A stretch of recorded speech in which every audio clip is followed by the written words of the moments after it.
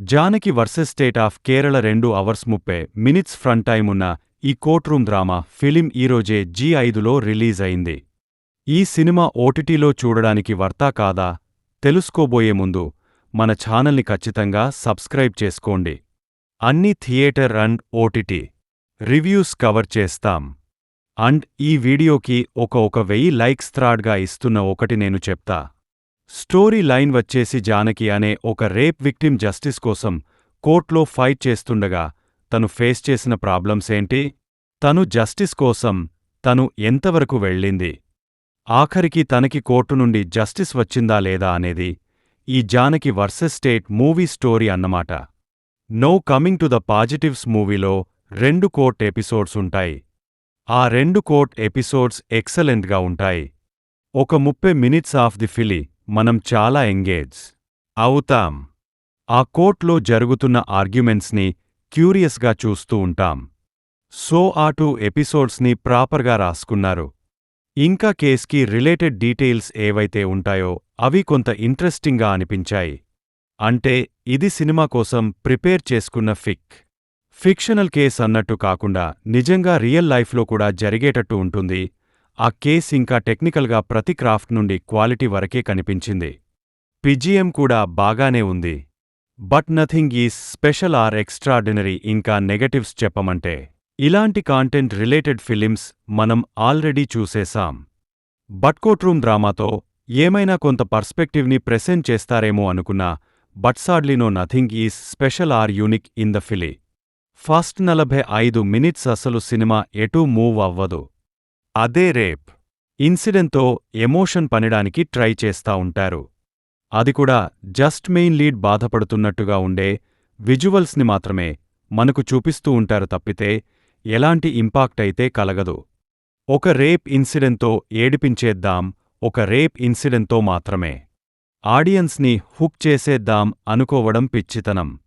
ఎందుకంటే ఎన్ని సినిమాలు వచ్చాయి రేప్ ఇన్సిడెంట్స్ మీద చెప్పండి. మళ్ళీ చెప్తున్న రేప్ ఇన్సిడెంట్స్ని కోర్ ఎమోషన్గా పెట్టుకోవడం తప్పు కాదు. బట్ ఆ ఎమోషన్తో నువ్వు కొత్తగా ఏం సినిమాటిక్ ఎక్స్పీరియన్స్ ఇస్తున్నావ్ అనేది పాయింట్. సరే, కోర్ట్రూమ్ డ్రామా ఉన్నప్పుడు మనం ఎక్కువగా ఎక్స్పెక్ట్ చేసేది ఆ కోర్ట్రూమ్ డ్రామా ఎపిసోడ్స్నే, ఆ సీన్స్ ఎక్కువ ఉండాలని కోరుకుంటున్నాం. బట్ మూవీలో 2-3 కోర్ట్ సీన్స్ తప్పితే ఎక్కువ లేవు. ఎంతసేపు ఆ విక్టిమ్ బాధపడే సీన్సే ఉంటాయి కానీ ఇంట్రెస్టింగ్గా ఎలాంటి మూమెంట్స్ కూడా పెద్దగా లేవు. ఇన్వెస్టిగేషన్ కూడా పెద్దగా ఇంట్రెస్టింగ్గా లేదు. చాలా ఫ్లాట్గానే ఉంటుంది. దొరికే హింట్స్ కూడా మనల్ని సర్ప్రైజ్ చేయవు. ఒక్క సాలిడ్ ట్విస్ట్ కోసం మనం వెయిట్ చేస్తూ ఉంటాం. బట్ అది ఎక్కడా కనిపించలేదు. థ్రిల్ ఫ్యాక్టర్ అనేది సినిమా వెళ్లే కొద్ది తగ్గుతూ వెళ్ళిపోద్ది అన్నమాట. అంతగా యూనిక్గా వాళ్లని థ్రిల్ చేసే మూమెంట్ సినిమాలో ఏమీ లేదు. ఇంతకీ ఎమోషన్గా ఏమైనా కనెక్ట్ అయిందా అంటే అది కూడా లేదు. ఎమోషన్స్ ఆర్టిఫిషియల్గానే అనిపిస్తాయి.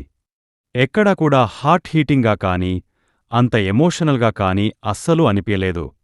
ఎందుకంటే ప్రాపర్ రైటింగ్ అయితే సినిమాకి మాటిమాటికి మెయిన్ లీడ్ బాధపడే రాండమ్ షాట్స్ తప్పితే ఎమోషనల్గా ఇంపాక్ట్ఫుల్గా సీన్స్ లేవు సినిమాలో. ఈ సినిమాలో ఇంకొక డిస్పాయింటింగ్ ఫ్యాక్టర్ ఏంటంటే మలయాళం ఫిలిమ్స్ అంటేనే రియాలిస్టిక్ టోన్కి కేర్ ఆఫ్ అడ్రెస్. బట్ ఈ సినిమాలో ఆర్టిఫిషియల్గా అనిపిస్తుందన్నమాట. అనవసరం లేని కొన్ని కమర్షియల్ ఎలిమెంట్స్ అయితే ఇరికించారు సినిమాలో. ముఖ్యంగా క్లైమాక్స్లో ఒక క్యారెక్టర్కి మాస్ ఎలివేషన్ ఇవ్వడం అస్సలు నచ్చలేదు. ఇంకా లాజిక్స్ కూడా చాలా మిస్ అవుతాయి. ఇలాంటి మూవీస్లో మనం ఫోకస్డ్గా చూసేది ఆ లాజిక్సే. అలాంటిది ఆ లాజిక్స్నే లైట్ తీసుకున్నారు. ఇంకా సినిమా చాలా లెంతీగా అనిపిస్తది. ఎందుకంటే స్ట్రాంగ్ కంటెంట్ లేకుండా సినిమాని చాలా వరకు డ్రాగ్ చేస్తారు. పర్ఫార్మెన్సెస్ విషయానికి వస్తే అనుపమగారితో సహా అందరూ సోసో పర్ఫార్మెన్సెస్ ఇచ్చారు. సో ఫైనల్గా జానకి వర్సెస్ స్టేట్ ఎలా ఉంది అంటే it's a strictly average film. భయ్యా టైంపాస్కి ఒకసారి చూస్తే చూడొచ్చు and it's a family watch. మన రివ్యూస్ని అందరూ చూస్తున్నారు కానీ మన ఛానల్ని ఎవరూ సబ్స్క్రైబ్ చేసుకోవడం లేదు. మా ఎఫర్ట్కి మీరు ఇచ్చే సపోర్ట్ అంటే సబ్స్క్రైబ్ చేసుకోవడమే. Please do subscribe our channel for more genuine reviews.